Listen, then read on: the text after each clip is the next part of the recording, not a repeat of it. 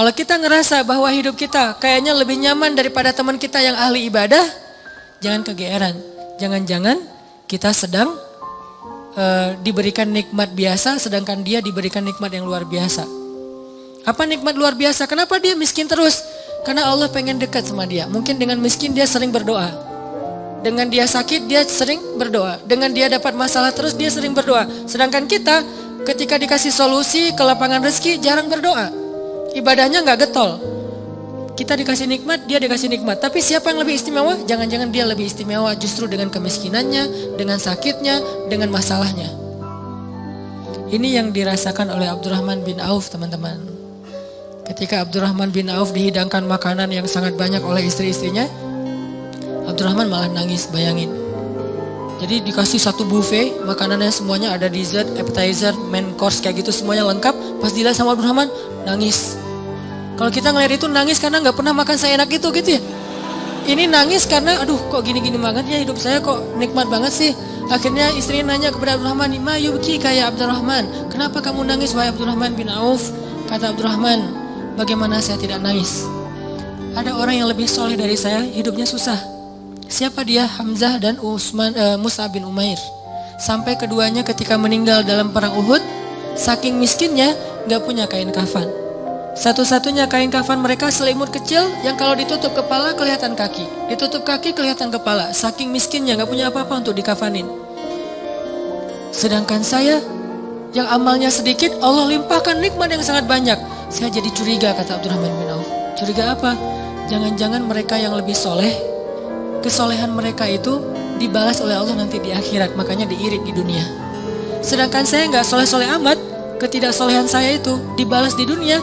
Terus dapat apa nanti saya di akhirat? Nangislah Abdurrahman bin Auf, gak jadi makan. Ini artinya orang kaya tapi gak GR.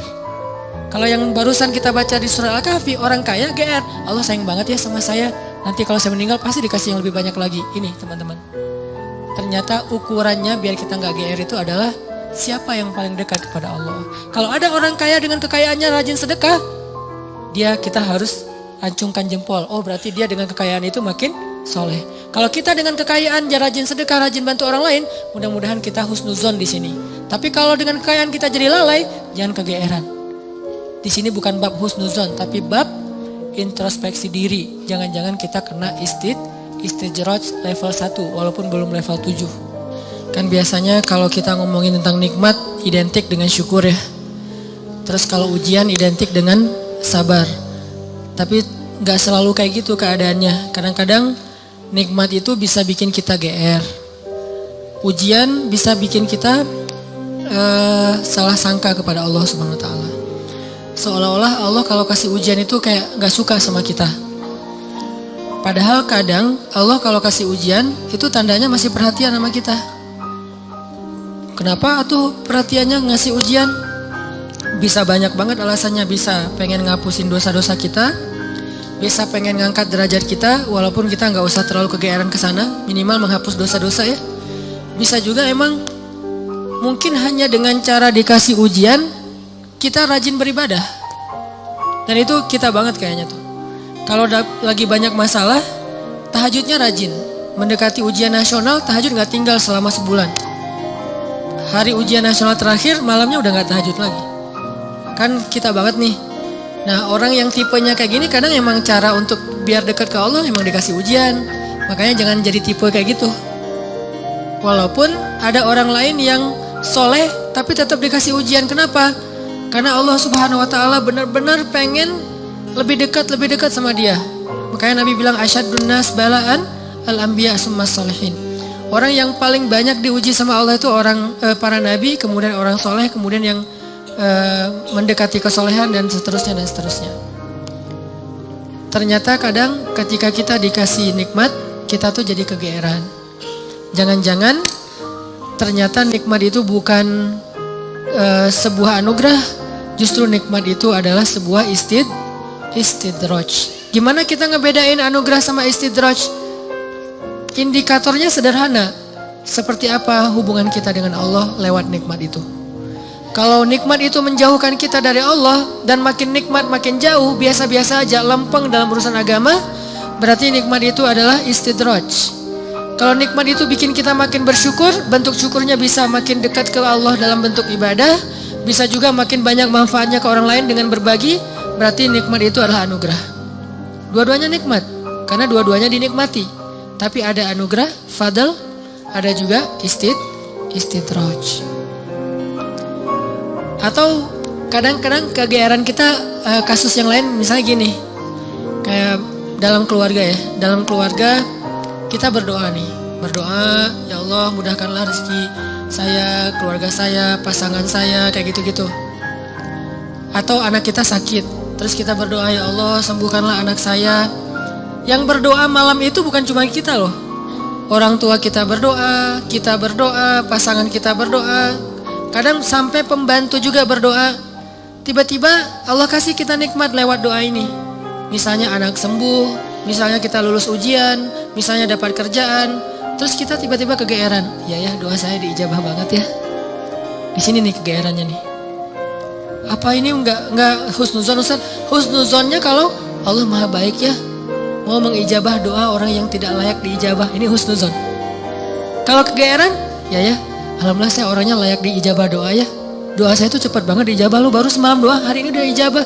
Kalau yang diomongin adalah kitanya, itu kegeeran. Kalau yang diomongin adalah kebesaran Allahnya, itu namanya husnuzon, bagian dari tahadus bin ni'mah. Wa amma bi ni'mati rabbika fahaddis. Yang dibicarain tuh bukan kita, tapi Allahnya. Atau kalau mau lebih nggak GR lagi, kita berhusnuzonnya bukan cuman ke Allah. Allah Maha baik plus, oh ini kayaknya ada doa di dalam keluarga saya nih yang diijabah oleh Allah. Bisa doa ibu, bisa doa ayah, bisa doa pasangan, bisa doa bahkan pembantu yang kita nggak tahu diam-diam dia mendoakan kita.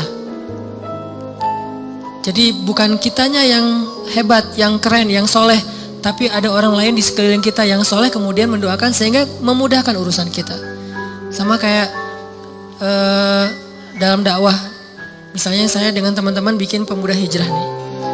Pemuda hijrah ini dulu taklimnya 3 tahun yang lalu paling banyak cuma 30 orang. Selama 8 tahun. Tiba-tiba alhamdulillah Allah berikan keberkahan, jadi rame. Kita jadi bareng-bareng sekarang, ada ribuan orang misalnya.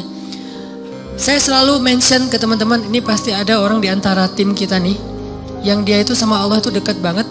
Yang diam-diam malam dia berdoa, gara-gara doa dialah jadi banyak kemudahan untuk kita. Bukan, mungkin yang doa semua ikut berdoa, saya berdoa, teman-teman semuanya berdoa.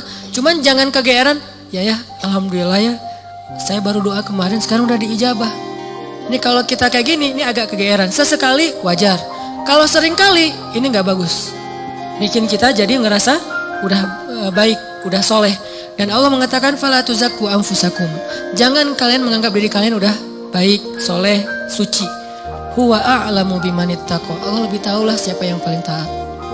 Jadi teman-teman, kadang kayak gitu kegeerannya. Atau ada juga bentuk kegeerannya gini.